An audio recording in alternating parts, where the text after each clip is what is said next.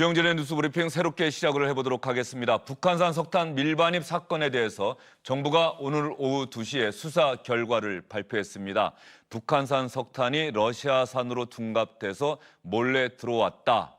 9건 가운데 7건이 이런 밀반입, 불법 반입으로 확인됐다. 이렇게 이야기를 하면서 3명의 업자와 법인 3개를 기소 의견으로 검찰에 송치했다고 발표했는데요. 정부의 발표 내용 함께 들어보시죠. 2017년 4월부터 10월까지 총 7회에 걸쳐 북한산 석탄 등 35,038톤을 반입한 것을 적발하였고 석탄 수역체 대표 A씨 등 3명과 법인 3개사를 입건하였습니다. 피의자 A, B, C 등은 공모해서 북한산 석탄을 러시아 소재 항구로 운송한 다음 다른 배로 환적하여 한국으로 수입하면서 러시아산으로 원산지 증명서를 위조하여 세관에 제출하였습니다. 북한산 석탄을 반입한 것으로 확인된 선박 등에 대한 제재 여부는 관계기관 협의회에서 심의를 통해 결정할 사항으로 관세청은 송치 즉시 조사 결과를 외교부 등 관계기관에 통보할 예정입니다. 해당 선박을 제재하기 위해서는 유엔 안보리 결의에 의해 금수품 이전이나 금지된 활동에 연관되었다고 믿을 만한 합리적 근거가 필요하기 때문에 유엔 안보리 대북 제재 결의 시점, 선박 국적 등 여러 가지 사안을 감안하여 논의될 것으로 예상됩니다. 또한 우범 선박 공급자, 수입자가 반입하는 물품에 대해서는 수익 검사를 강화하고 혐의점이 발견될 경우 즉시 수사에 착수할 계획입니다.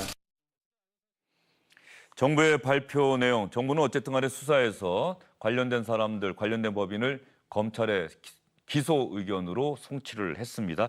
이것이 어떤 파장을 불러올지 지금으로서는 짐작하기가 어려운데 분명히 외교적 파장도 있을 것 같습니다. 이 내용을 전현준 우석대 초빙 교수, 박원건 한동대 국제지역학과 교수님과 함께 자세히 여러분께 풀어드리겠습니다. 어서 오십시오. 네, 안녕하세요.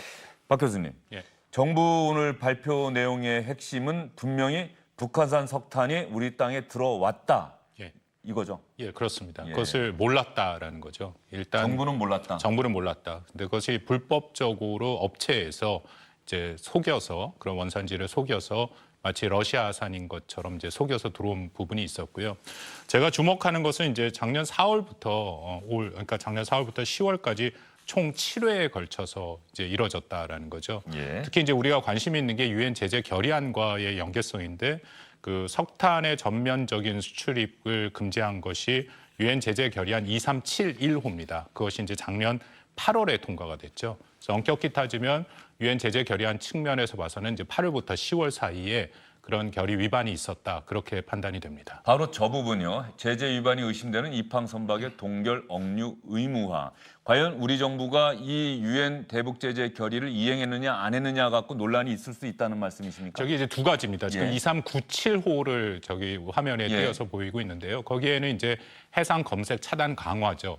그러니까 그 원산지를 속인 석탄이 들어온 그런 선박을 합리적인 의심이 있을 경우에 동결 억류를 해야 되는데 그것을 하지 않았다라는 것이 이제 다른 하나의 문제점인데 그건 조금 뭐 나중에 말씀을 드릴 기회가 있을지 모르겠습니다. 좀 따져볼 부분이 있습니다. 왜냐하면 시기도 그렇고 과연 어느 정도 수준으로 그 선박이 오고 갔는지 이제 그런 것들을 정확히 따지고 할 부분이 있는 거죠. 말씀드리는 이제 2371호 석탄 수출입을 금지한 그 결의안 위반은 맞습니다.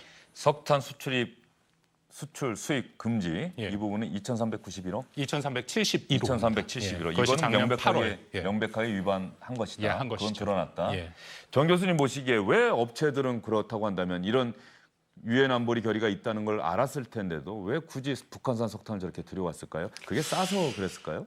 두 가지 의미가 있을 것 같습니다. 그러니까 그 업체들이 알고도 인지하고도 말씀하신 대로 이제 싸기 때문에 국제 가격보다 훨씬 싸거든요. 그렇기 때문에 그걸 수입했을 수도 있고 진정으로 이 사람들이 이게 러시아산으로 알고 북한산이 아닌 그걸 알고 이제 수입했을 가능성이 있는데 지금 국세청 조사에 의하면은 알고 수입을 한 걸로 되어 있습니다. 알면서 이를테면 원산지 증명서를 위조를 했습니다. 그러니까 업체가 더 능동적으로 적극적으로 속였다는 거죠. 그렇습니다. 그래서 원산지 증명서가 제출할 필요가 없는 세미 코크스 석탄이 아니고 세미코쿠스로 위장을 해서 수입을 했다는 거거든요. 그리고 이 업체들은 이제 러시아산을 북한에다 수출을 하고 그 대신 일종의 그러니까 물물교환식으로 해서 북한산 석탄을 이제 수입을 해서 그러니까 되팔면서 엄청난 수익을 올리는 거죠. 북한으로부터는 그러니까 러시아산으로 위장을 해서 싼 값에 매입을 해서 국내 업체에게는 또 비싼 가격으로 넘기는 이런 수법을 써서 지금 장사를 했기 때문에 상당히 큰 문제가 된 것 같고, 다만 이 사람들이 이제 그 금융거래는 피했습니다. 그러니까 물물교환 형식으로 했기 때문에 금융거래는 잡히지 않습니다. 그래서 이제 유엔 안보리 제재 또는 미국의 세컨더리 보이콧에 걸려들기 위해서는 이런 업체들이 이제 고의적으로 그걸 했다는 거 하는 것을 은행이 알고, 그럼에도 불구하고 또 은행이 거기에 대해서 지급 보증을 했다든가 했을 때 세컨더리 보이콧이 이제 적용이 될 텐데 전혀 그런 이제 징후를 나타내지 않고 이 사람들이 몰래 거래를 했기 때문에 우리 정부도 몰랐고 은행도 몰랐을 수도 있습니다. 그래서 지금 검찰에 송치는 하기는 했습니다만은 이전에 판례를 보게 되게 되면은 정확히 그러니까 북한산이 아닌 상태에서 북한산이라고 하는 것을 모르는 상태에서 반입을 했을 때는 기소유예라든가 무혐의 처분이 됐는데 이 사람들은 이제 물론 수사를 정확히 해봐야 알겠습니다만은 본인들은 부인을 하고 있습니다. 자신들은 몰랐다는 식으로. 그렇기 때문에 수사가 또 어떻게 되냐에 따라서 형을 받을 수도 있고 그렇지 않을 수도 있다고 생각이 됩니다. 정부 수사 결과 발표에서는 금융기관은 이런 사실을 인지한 정황은 발견되지 않았다, 이렇게 일단 이야기가 나왔는데, 가장 중요한 것은 우리 정부가 과연 이것을 알았느냐, 알고도 방치했느냐, 이런 부분일 거예요. 그래서 일각에서는 이미 10개월 동안 이 사건 수사해 왔다는 건 아니겠습니까? 10개월 전부터 알고 있었다는 것 아니겠느냐, 뭐 이런 이야기도 있고요. 뭐 물론 그 전에 이제 이루어진 내용들이 대부분일 것이고, 동시에 또 하나 본다고 한다면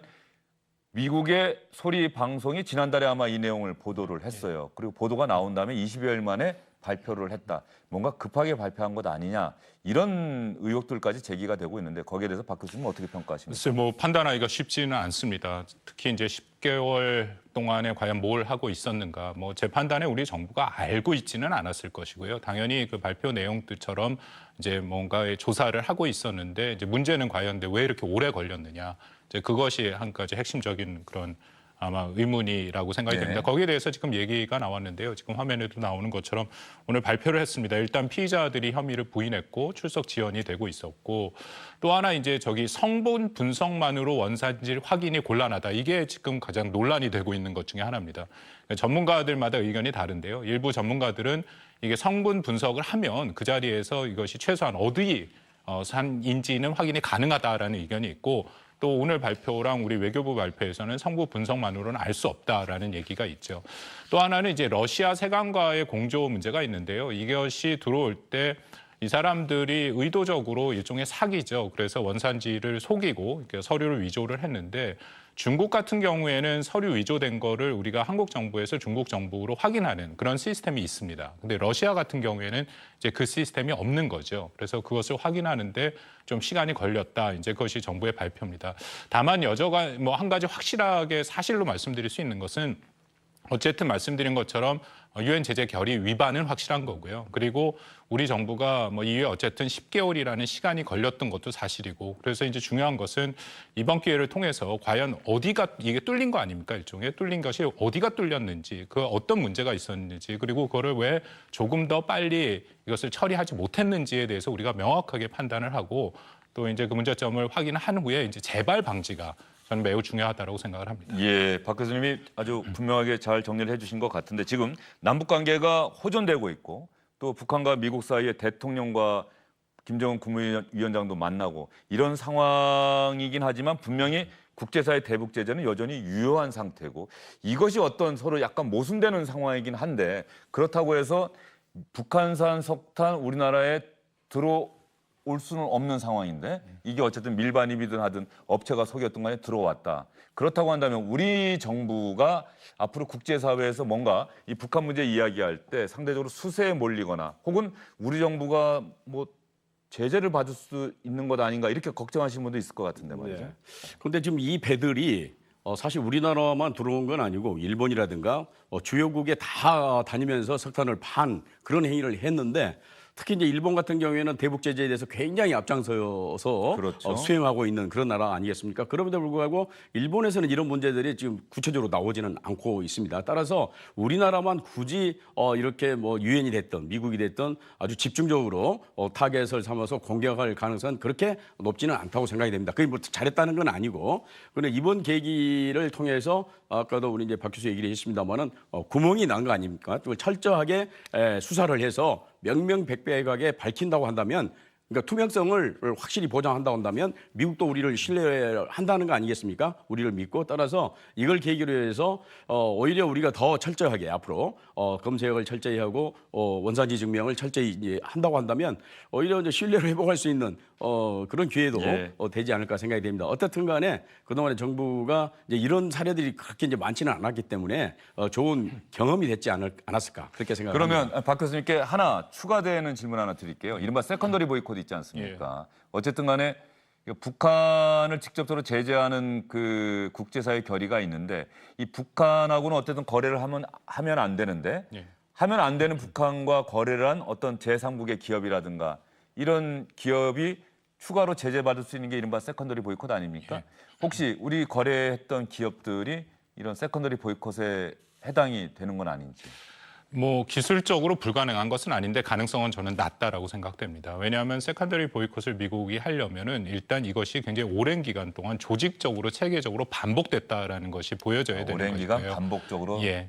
그리고 또 해당 국가가 그것을 단속할 의지가 없어야 된다라는 겁니다. 그러니까 쉽게 말씀드리면 사실 이런 세컨더리 보이콧의 지금 제재 대상이 되고 있는 것은 중국과 러시아가 대부분 제재 대상이 주로 되고 있고요. 중국과 러시아다. 예, 그리고 한국을 비롯해서 미국의 우방국, 동맹국은 세컨더리 보이콧에 그렇게 제재 대상이 되지 않고 있습니다. 그리고 어쨌든 간에 말씀드립니다. 구멍이 뚫린 것은 사실이지만 우리 정부가 뭐 이것을 일부러 그런 것은 아니고 나름대로 지금 수사를 해서 처리를 하고 있는 과정이기 때문에 미국도 충분히 그 부분에 대해서는 이해를 하리라 생각됩니다. 다만 미국 국내법에 이런 것이 있습니다. 작년 3월 달에 통과가 됐는데요.